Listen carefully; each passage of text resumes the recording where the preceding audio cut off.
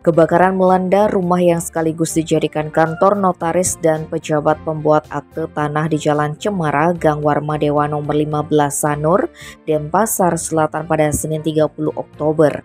Kejadian ini membuat bangunan tersebut mengalami kerusakan parah. Peristiwa ini dibenarkan Kasihumas Polresta Denpasar AKP Ketut Sukadi. Kebakaran itu awalnya diketahui oleh pemilik rumah sekaligus kantor notaris dan PPAT tersebut bernama Nela Hasibuan Oleri, 59 tahun sekitar pukul 11:20.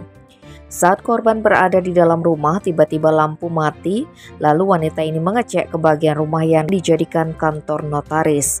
Kemudian muncul kepulan asap dari dalam plafon dan api merembet ke dalam kantor notaris, sehingga Nela berteriak ada kebakaran dan meminta tolong kepada tetangga sekitar.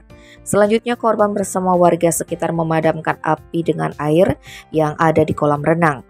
Tak berselang lama, 2 unit mobil damkar BPBD Kota Denpasar yang menerima informasi kejadian itu pun tiba di TKP. Akhirnya, amukan si jago merah dapat dipadamkan sekitar pukul 12:30.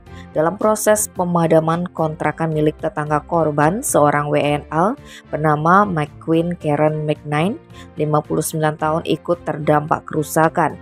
Sementara itu, Nela sendiri mengalami kerugian akibat bangunan kantor beserta barang-barang korban yang terbakar, antara lain dokumen, meja, kursi, lemari buku, serta dipan dengan kerugian kurang lebih 15 juta rupiah. Diduga kuat kebakaran dipicu karena konsleting listrik pada kabel di bagian plafon. Tim Bali Express melaporkan.